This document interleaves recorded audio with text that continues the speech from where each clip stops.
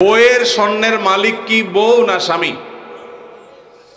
এটা নির্ভর করে যে স্বামী আসলে তাকে দিলে কিভাবে দিয়েছে। ধরুন এটা স্বামী দিছে বা বাপের বাড়ি থেকে পাইছেন, স্ত্রীকে যদি দিয়ে দেন তাহলে তার মালিক স্ত্রী এবং সেটা যাকাত তাকে দিতে হবে।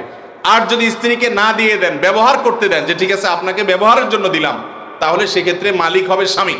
এটা ক্লিয়ার করতে হবে। এখন মুশকিল হলো স্বামী স্ত্রী যদি এগুলো নিয়ে আলাপ উঠায়, আমাদের দেশে আমরা এত ভালো, মানে অতি ভালো যেটাকে বলে, বউ যদি এখন যায় ঘরে যদি জিজ্ঞেস করেন স্বামীরে, আর বউরে জিজ্ঞেস করেন যদি যায়, আচ্ছা বলো তো দেখি তোমার এই স্বর্ণগুলো আসলে মালিকটাকে, সাথে সাথে সে বলবে ব্যাপার কি, তোমার মাথায় এই চিন্তা কেন আসলো, কাহিনী কি, তুমি কি ডানে বামে কোনো চিন্তা ভাবনা করছো, কি ব্যাপার।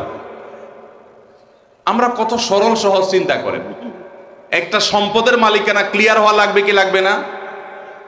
স্ত্রীকে যদি জিজ্ঞাসা করেন, আচ্ছা তোমার যে স্বর্ণগুলো আছে এগুলো আসলে মালিক কি তুমি না আমি, কে?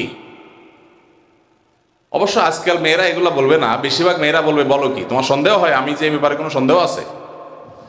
যদি স্ত্রী মালিক হয় তাহলে স্বর্ণের জাকাত স্ত্রীকে দিতে হবে। আর যদি আপনি স্ত্রীকে ব্যবহার করতে দেন, বলেন যে তুমি ব্যবহার করো, আমি চাইলে যে কোনো সব বিক্রি করে ফেলবো, তাহলে সেক্ষেত্রে আপনাকে জাকাত দিতে হবে। এখন